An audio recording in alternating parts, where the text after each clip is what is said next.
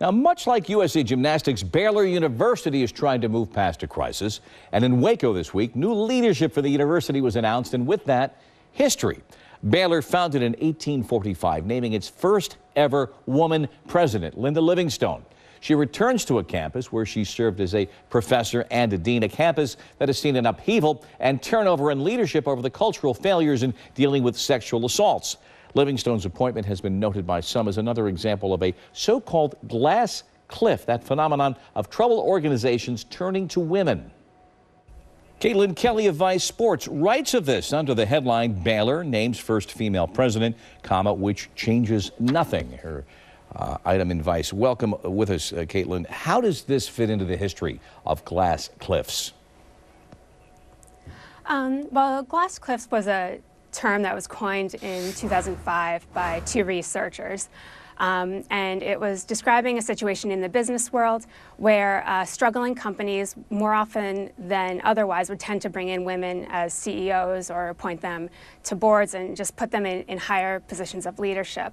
And it's a pattern that we've also seen in politics and kind of any sort of organizational area. And it was among the first things that I thought of when I heard the news about Baylor's new president, because we've just seen it in the tech world with Marissa Mayer at Yahoo. We've seen it in politics with Theresa May in Britain. It's just this idea when an organization or a country or a company is in crisis, they turn to a woman to try to turn things around or be the figurehead of that organization while it's making changes and trying to clean up the mess that it has created. You know, Baylor would tell you they've taken strident steps internally. They've taken control of the issue and ownership of the problem with board reforms and whatnot. From the outside looking in, what's your impression of how bad it is or what? We know what it was. How bad is it?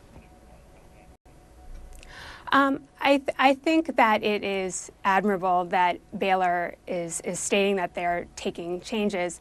On the other hand, I think there is a large group of Baylor alumni and observers who are pointing to areas where there could be a lot more transparency. The independent investigation that was done by the law firm Pepper Hamilton, there was no full reporting of that. There was just a summary of findings, and not even all the recommendations that they made were public. And I think there are a lot of people, there still is a trust issue with the university as well, and it's going to take more than a year and a new leader to really see where that goes. Yeah, as you point out in your piece, the metrics are good. U.S. News and World Report colleges live and die by the numbers, and Baylor's, despite all the recent problems, Baylor's are up there. We appreciate Caitlin Kelly of Vice Sports. Thanks for your time. Thanks for having me. Now a look, thank you, of what is trending.